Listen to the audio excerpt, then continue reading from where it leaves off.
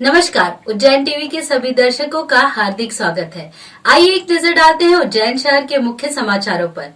नवनियुक्त भाजपा नगर अध्यक्ष हर्षवर्धन सिंह कुशवाहा ने महाकाल दर्शन कर निकाली भव्य रैली। युवा मोर्चा के नगर जिला अध्यक्ष बनने के बाद हर्षवर्धन सिंह कुशवाहा ने महाकाल दर्शन कर एक विशाल रैली निकाली। रैली में युवा मोर्चा प्रदेश मंत्री अमाय आप्टे विशेष तौर पर मौजूद रहे। महाकाल मंदिर से रैली की शुरुआत हुई। रैली शहर के विभिन्न मार्गों से होते हुए फ्रीगंज स्थित भाजपा कार्यालय पहुंची। कार्यकर्ताओं ने शहर के विभिन्न चौराहों पर मंच लगाकर हर्षवर्धन सिंह कुशवाहा का स्वागत किया। रैली का काफिला करीब 1 किलोमीटर लंबा था। नवनियुक्त अध्यक्ष हर्षवर्धन सिंह कुशवाहा ने मीडिया से चर्चा में कहा कि वे वरिष्ठों का मार्गदर्शन लेकर युवाओं के साथ कार्य करेंगे। रैली का काफिला जब भाजपा कार्यालय पहुंचा तो यहां आतिशबाजी के साथ भव्य स्वागत किया गया। बिल्कुल बाबा महाकाल का आशीर्वाद है। युवा मोर्चा की नवीन जिम्मेदारी मिलने के बाद सभी कार्यकर्ता बहुत उत्साहित हैं। बाबा के आशीर्वाद से हम सभी बहुत अच्छा कार्य करेंगे। आप सबकी शुभकामनाओं के लिए बहुत बहुत धन्यवाद। हम अभी यहाँ से पार्टी कार्यालय जाएंगे, लोक शक्ति कार्यालय, सभी युवा शक्ति के साथ पूरा मोर्चा वहाँ आमंत्रित है। जो चुनौती आपके सामने आई है उनको कोई नहीं, सब बाबा की कृपा रहेगी। हमारा संगठन बहुत विस्तृत है और सब अनुभवी लोग हैं, वरिष्ठों का साथ रहेगा, सब चीजें बहुत बढ़िया बेहतर तरीके से चलेगी। आंगनवाड़ी कार्यकर्ताओं ने कलेक्टर कार्यालय पर 1 दिवसीय प्रदर्शन कर अपनी मांगों को लेकर कलेक्टर को सौंपा ज्ञापन। मध्य प्रदेश के 52 जिलों में आंगनवाड़ी कार्यकर्ता, सहायिका और मिनी कार्यकर्ताओं ने 1 दिवसीय धरना प्रदर्शन कर अपनी 11 सूत्रीय मांगों को लेकर कलेक्टर आशीष सिंह को ज्ञापन सौंपा। प्रदर्शन में ग्रामीण व शहरी क्षेत्र से एकत्रित बड़ी संख्या में महिला कार्यकर्ता सम्मिलित हुई। हमारी बहुत सारी समस्याएं, पूरी मातृशक्ति आज जहाँ नवरात्रि चल रही है वहाँ सभी कार्य से जूझ रही हैं। हमारे विभाग का कार्य तो है ही जो हमें करना है, और अन्य विभागों का काम भी हमारे ऊपर लाद दिया जाता है और बड़े प्रेशर के तौर पे लादा जाता है, जिसकी वजह से हम हमारे विभाग का कार्य नहीं कर पाते। उसकी वजह से हमारे अधिकारी भी नाराज होते हैं और अन्य विभाग वाले भी हमारे ऊपर आके बैठते हैं कि हमें ये करना है, वो करना है, ये करना है।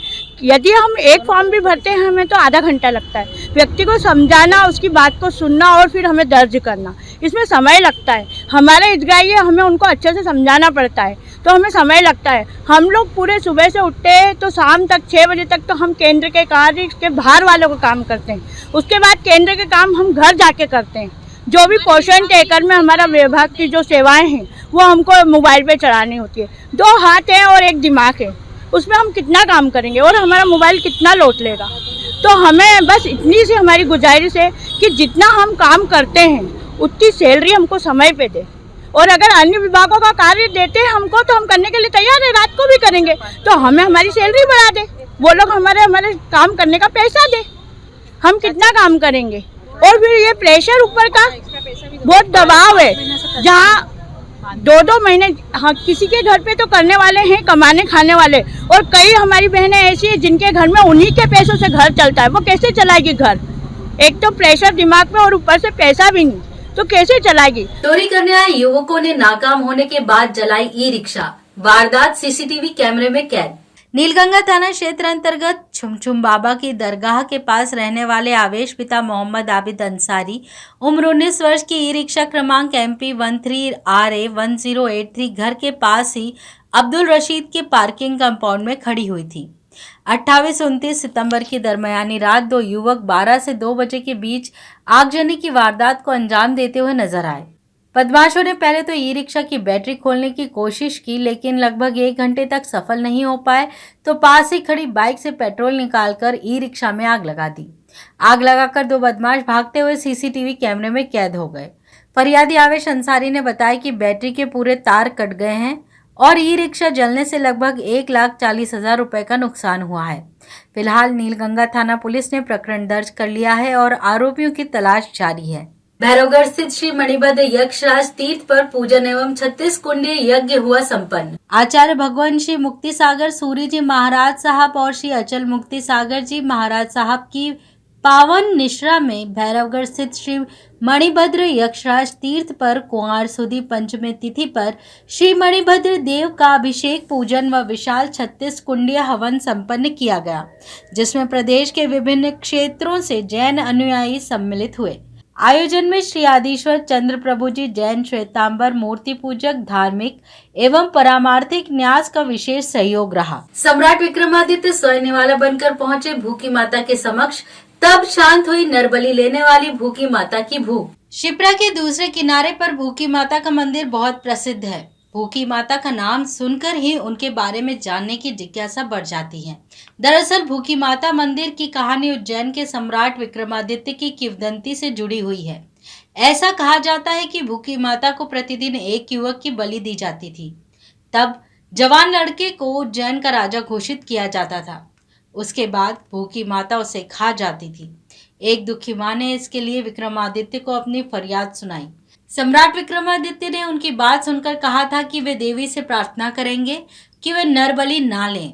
अगर देवी नहीं मानेंगी तो वे खुद उनका भोजन बनकर वहां जाएंगे। नरबलि वाली रात को विक्रमादित्य ने पूरे नगर को सुगंधित पकवानों और स्वादिष्ट मिठाइयों से सजाने का आदेश दिया। जगह जगह 56 भोग सजा दिए गए।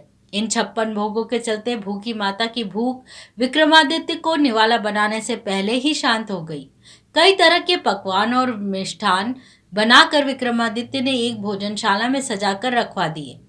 तब एक तख्त पर एक मिठाइयों से बना मानव का पुतला वहां लेटा दिया और खुद तख्त के नीचे छिप गए। रात्रि में सभी देवियां भोजन के लिए आईं और उनके उस भोजन से खुश और तृप्त होकर जाने लगीं। तब एक देवी को जिज्ञासा हुई कि तख्त पर कौन सी चीज है जिसे छिपाकर रखा गया है।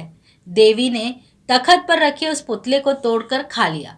खुश होकर देवी ने सोचा, किसने यहाँ स्वादिष्ट मानव का पुतला रखा। तब विक्रमादित्य तख्त के नीचे से निकलकर सामने आए और उन्होंने कहा कि मैंने रखा है। देवी ने खुश होकर वरदान मांगने के लिए कहा। तब विक्रमादित्य ने कहा कि मैं चाहता हूँ कि आप किसी भी इंसान की बलि ना लें और कृपा करके नदी के उस पार ही विराजमान रहें, कभी नगर में प्रवेश ना करें। राजा की बुद्धिमानी से देवी प्रसन्न हो गई और उन्होंने वरदान दिया। विक्रमादित्य ने उनके लिए नदी के उस पार मंदिर बनवाया। इसके बाद देवी ने कभी नरबलि नहीं ली। मंदिर में अब इंसान की बलि नहीं बल्कि पशुओं की बलि दी जाती है। ग्रामीण क्षेत्रों के लोग मन्नत पूरी होने पर यहाँ आकर बलि प्रथा का निर्वहन करते हैं। कई लोग पशु क्रूरता अधिनियम के तहत बलि नहीं देते हुए पशुओं का अंग भंग कर उन्हें मंदिर में ही छोड़ जाते हैं। गरबा देखने आए एक व्यक्ति पर शौच की बात को लेकर हुआ हमला, वहीं बाइक सवार पिता पुत्र दुर्घटना में हुए घायल।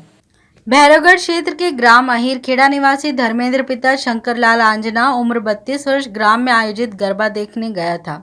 तभी वो वहां से कुछ दूरी पर शौच करने लगा। वहीं के रहने वाले अंबाराम पिता शंकरलाल व उसकी पत्नी ने तलवार और डंडे से उस पर हमला कर दिया, जिससे धर्मेंद्र के सर पर चोट लगी और हाथ फ्रैक्चर हो गया। धर्मेंद्र ने 108 नंबर पर फोन कर एम्बुलेंस बुलाई। तब रात्रि 12 बजे जिला अस्पताल में उसे भर्ती करवाया गया। उसका कहना था कि डायल 100 पर जब उसने कॉल किया तो किसी ने फोन नहीं उठाया। उसने 181 पर कंप्लेंट की। धर्मेंद्र ने जिला अस्पताल में उचित उपचार न होने का भी आरोप लगाया। सर मैं मंदिर गया था, गांव में मजदूर का गरबा चल रहा था। मैं गरबा देखने गया, वहाँ से मुझे टॉयलेट आई तो मैं टॉयलेट करने गया। पीछे से मुझे एक ने तलवार मारी, सर में चोट लगी हुई है। किन लोगों ने आपको तलवार मारी? क्या अंबाराम पिता शंकरलाल टेलर समाज के हैं वो। उनके घर के पास में मैं टॉयलेट कर रहा था मेन रोड पे। उन्होंने मेरे साथ में मारपीट की। मेरा एक हाथ फ्रैक्चर है और यहाँ उज्जैन में शासकीय हॉस्पिटल में मैं कल से भर्ती हूँ। ये मेरा कोई ट्रीटमेंट नहीं कर रहे हैं। यहाँ भैरवगढ़ थाने से कोई भी नहीं आ रहा है। 108 को मैंने लगाया था तो उन्होंने नहीं उठाया, 100 नंबर ने फ़ोन नहीं उठाया। उसके बाद मैंने 181 पे कंप्लेन भी की हुई है। मेरी 3 कंप्लेन 181 पे हैं। 181 ने मेरे लिए सहायता की, मुझे घर से उठा के लेके आए। इधर एक अन्य घटना में तराना निवासी इशाक मोहम्मद उम्र 45 वर्ष अपने बेटे फैज मोहम्मद के साथ सोयाबीन काटकर बाइक से घर की ओर आ रहा था। इसी बीच सामने से बाइक पर सवार 3 लोगों ने उन्हें टक्कर मार दी और फरार हो गए। इशाक मोहम्मद और उसके बेटे फैज मोहम्मद को चोट आई, जिसमें पुत्र की हालत गंभीर बनी हुई है। मौके से 108 एम्बुलेंस द्वारा उन्हें जिला चिकित्सालय लाया गया, जहां उनका उपचार चल रहा है। ये हम सोयाबीन निकाल के आ रहे थे और रास्ते में वो 3 जने मोटरसाइकिल से हैंडल टकरा गया उनका, तम गिर गए। कौन लोग थे, आप पहचानते हैं? नहीं पहचानते, गांव के थे। कौन था आपके साथ में? बच्चा था मेरा, बड़ा वाला बच्चा भी था, तो खाली हम 2 ही को लगी, छोटे को। बच्चे को किस प्रकार की चोट लगी? छोटे वाले को। कहाँ का चोट आई बच्चे को? बच्चे को नाक पे ही, मुँह, सिर पे। तो ये थे उज्जैन शहर के मुख्य समाचार। ऐसी ही ताजा खबरों के लिए देखते रहिए उज्जैन टीवी। उज्जैन टीवी का यूट्यूब चैनल लाइक और सब्सक्राइब करना ना भूलें। नमस्कार।